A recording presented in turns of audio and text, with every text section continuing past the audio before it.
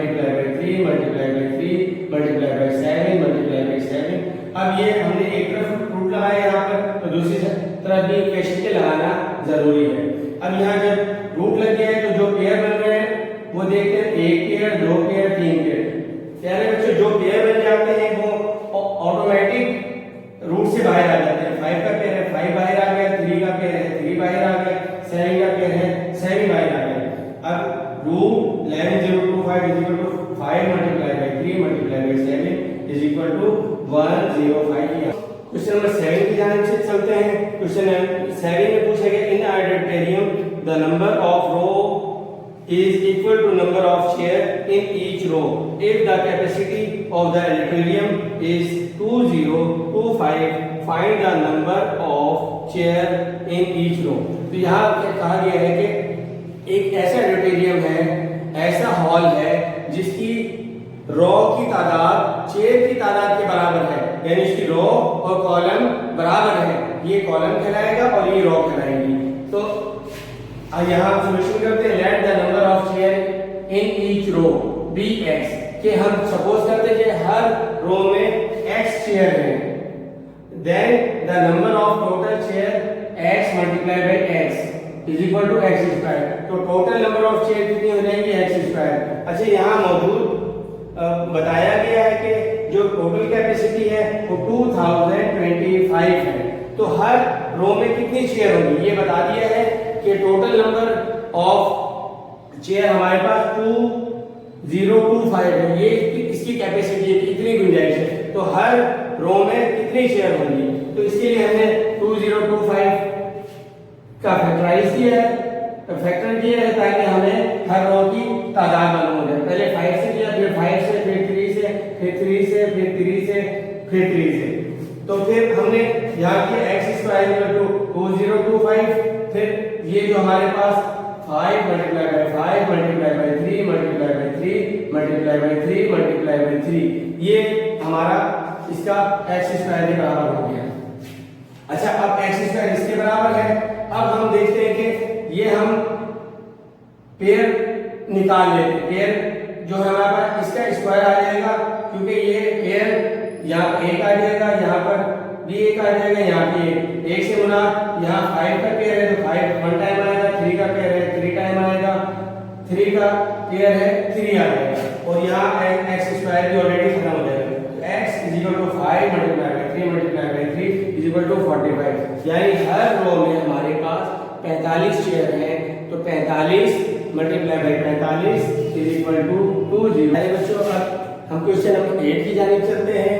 Question number 8 में हमसे पूछा गया find the smallest number by which 396 must be multiplied so that the product become perfect square. यहाँ पूछा गया कि वो छोटे से छोटा नंबर मालूम करें जो 396 से मल्टीप्लाई करने से एक मुकम्मल स्क्वायर बन जाए, परफेक्ट स्क्वायर बन जाए। अब हम सॉल्यूशन की जानिब आते हैं। बाय फैक्टराइजेशन दी गई 396 जो हमारे पास नंबर दिया गया है, इसका फैक्टर किया 2 से किया, फिर 2 से, फिर 3 से, फिर 3 से, फिर 11 से। तो 396 is equal to 2 multiply by 2 multiply by 3 multiply by 3 multiply by 11। अब क्या है बच्चों, जहां आपका या फैक्टराइजेशन की थी जिस सवाल में भी, उसमें सारे पेयर बन रहे थे। यहाँ पर एक चीज ये हमारे पास पेयर नहीं बन रही, तो ये पेयर बन रही है, ये पेयर बन रही है। अगर ये भी एक और बार 11 से मल्टीप्लाई हो जाएगा तो ये पेयर बन जाएगा। So it is clear that to get a perfect square one more 11 is required, कि एक और मर्तबा अगर हम ये 11 ऐड कर देंगे, मल्टीप्लाई कर देंगे, तो ये परफेक्ट स्क्वायर बन जाएगा, ये भी पेयर बन जाएगा, 11 भी बाहर आ जाएगा। जो कि अभी नहीं है इसलिए हम नहीं लिखेंगे। तो ये क्या है, so the given number should be multiplied by 11 to make a perfect product, a perfect square। के दिए गए नंबर में अगर एक बार मजीद 11 को मल्टीप्लाई कर लें तो ये परफेक्ट स्क्वायर की जानिब आते हैं। क्वेश्चन 9 में find the smallest number by which 1100 must be divided so that the quotient is a perfect square। ये कह रहे हैं कि एक ऐसा छोटा नंबर मालूम करना है जिसको हम 1100 से यानी 1100 से डिवाइड करें तो coefficient is a perfect square, यानी इसका आंसर जो है वो एक परफेक्ट स्क्वायर आ जाए।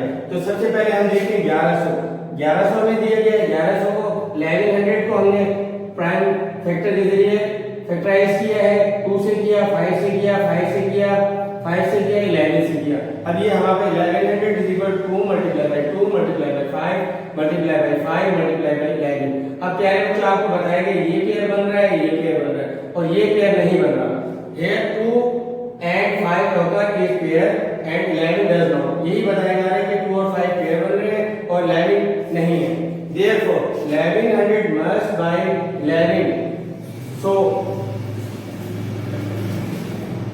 must divided by 11 so that the quotient is 100,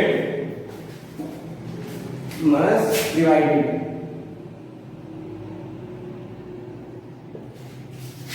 question is 100, यानी 1100 को 11 से डिवाइड करेंगे तो 100 आ जाएगा, 100 आंसर होगा एंड 100 इज अ परफेक्ट। बच्चों आप क्वेश्चन नंबर 10 की जानिब चलते हैं। इसमें पूछेगा find the least square number divisible by each one of 8, 9 and 10। कि ये पूछा गया है कि कौन सा छोटा नंबर हमें तकसीम के लिए चाहिए जो हर एक से तकसीम हो जाए। The least, so solution, the least number divisible by each one of 8, 9 and 10 is their LCM।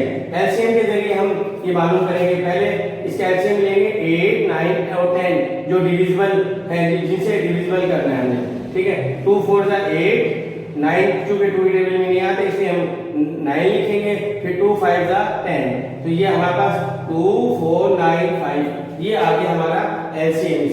इसका LCM ऑफ 8, 9 और 10 में क्या है 2 4 9 5। अब इनको मल्टीप्लाई करेंगे तो 360 आ जाएगा।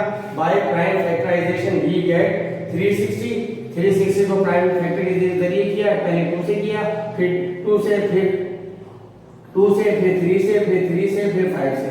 तो यहाँ पर हमारा 2 3 6 2 multiply by 2 multiply by 2 multiply bye 3 multiply by 3 multiply by 5। अब प्यारे बच्चों जैसे कि आपको बताया गया कि यहाँ पेयर बनाए जाते हैं, जो पेयर होते हैं मुकम्मल वो इसके जो है परफेक्ट स्क्वायर आ जाता है। चूंकि यहाँ पर 2 अकेला है, पेयर नहीं है, 5 अकेला है, पेयर नहीं है, इसलिए to make it a perfect square it must be multiplied by 2 multiply by 5। यानी अगर एक और बार 2 हो और एक और बार 5 हो तो इनका पेयर बन जाएगा और ये स्क्वायर परफेक्ट स्क्वायर बन जाएगा। क्योंकि अभी हमारे पास मौजूद नहीं है इसलिए परफेक्ट स्क्वायर नहीं है। तो यही कहा जा रहा है कि 2 मल्टीप्लाई बाय 5 यानी 10 से मल्टीप्लाई इस 360 को कर देंगे तो ये हमारा परफेक्ट स्क्वायर आ जाएगा, जो इसलिए साबित हुआ the required number 360 multiply by 10 is equal to 3600 हमारा इसका आंसर है। अब आप जो आंसर आया है हमारे पास ये 3600 ये हमारा 8 से भी डिवाइड हो रहा है, 9 से भी डिवाइड हो रहा है और 10 से भी। तो आंसर हमारा 3600।